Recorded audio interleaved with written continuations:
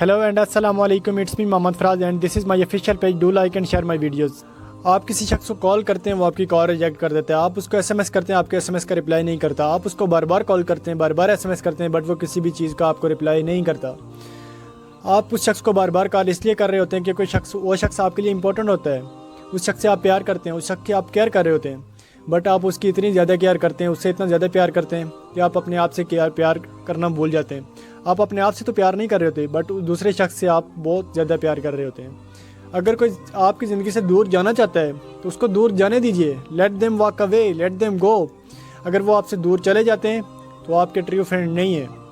क्या फ़ायदा इतनी रिक्वेस्ट करने का कि मुझसे बात कर लो, मेरे साथ ऐसा ना करो, मैं आपके बिना नहीं रह सकता। इससे क्या इंप्रेशन जाता है? इससे यही इंप्रेशन जाता है कि आप लेडी हो, आपको उस शख्स की ज़रूरत है, बट उस शख्स को आपकी ज़रूरत नहीं है।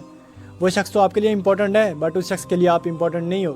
कोई आपको एक्सेप्ट करे, कोई आपको रिजेक्ट करे, आपको इससे कोई भी फ़र्क नहीं पड़ना चाहिए। जब कोई शख्स हमारी ज़िंदगी से जाता है तो वो एक वैक्यूम क्रिएट करके जाता है, वो खाली जगह छोड़ के जाता है। और कुदरत को, नेचर को खाली जगह बिल्कुल भी पसंद नहीं है। कुदरत चाहती है कि वो उस खाली जगह को जल्द से जल्द फील कर दे। उस जगह मत जाएं जहां आपको टॉलरेट किया जाए, बल्कि उस जगह जाएं जहां आपको सेलिब्रेट किया जाए। अगर आप बादशाह की तरह ज़िंदगी गुजारने जाते हैं तो आपको बादशाह की तरह ही बिहेव करना होगा। आपकी लाइफ का वोरा इतना स्ट्रॉन्ग होना चाहिए, आपका करिश्मा इतना ज़्यादा होना चाहिए कि लोग आपसे बात करना चाहें, लोग आपसे मिलना चाहें।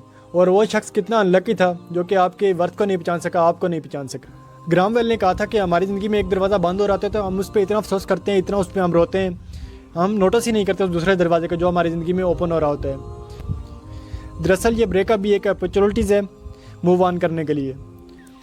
किसी को भी इतना अलाउ ना करें कि वो आपके साथ खेल सके, और किसी को भी इतनी पावर मत दें कि वो आपकी सोचों पर कब्जा कर सके।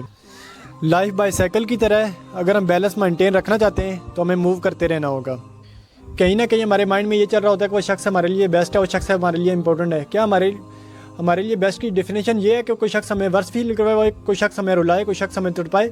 इस दुनिया की पॉपुलेशन तकरीबन 7.5 मिलियन है। इसमें बेशुमार अच्छे लोग हैं जिनके साथ हम अपनी ज़िंदगी गुजार सकते हैं।